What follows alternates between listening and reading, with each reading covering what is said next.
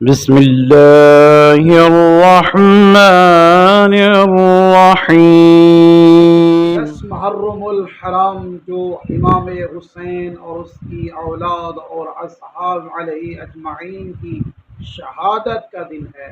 تو اس دن ہمیں کون کون سے عمل کرنے چاہیے اور کون کون سے عمل نہیں بجا لانے چاہیے۔ اس دن کا پہلا عمل یہ ہے کہ آپ نے صبح سے لے کر ظہر کے بعد تک کچھ کھانا پینا نہیں ہے، فاقہ کشی کرنی ہے۔ امام حسین اور اس کی اولاد کی پیاس بھوک کو یاد کرتے ہوئے آپ نے اپنا کھانا پینا ترک کر دینا۔ محرم الحرام کا دوسرا عمل یہ ہے کہ اس دن آپ کے چہرے کے اوپر غمی کے آثار ہونے چاہیے، آپ غم زدہ ہونے چاہیے،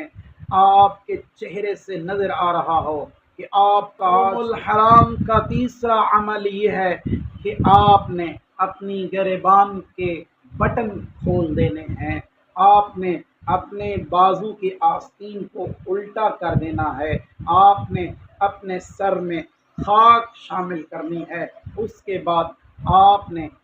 کالا لباس پہنا ہے، یعنی آپ کے پورے شکل و صورت امام مظلوم کربلا کے غم کی یاد نظر آنی چاہیے۔ محرم الحرام کا چوتھا عمل یہ ہے کہ آپ نے اس دن 1000 مرتبہ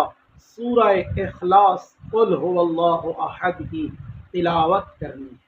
10 محرم الحرام کا پانچواں عمل یہ ہے کہ آپ نے امام مظلوم کربلا اور اس کی اولاد اور اس کے اصحاب کے قاتلین کے اوپر لعنت کرنی ہے، زیادہ سے زیادہ جتنی ہو سکے مولا حسین کے قاتلوں کے اوپر لعنت کرنی چاہیے۔ محرم الحرام کا پانچواں عمل یہ ہے کہ اس دن آپ نے زیارت عاشور پڑھنی ہے۔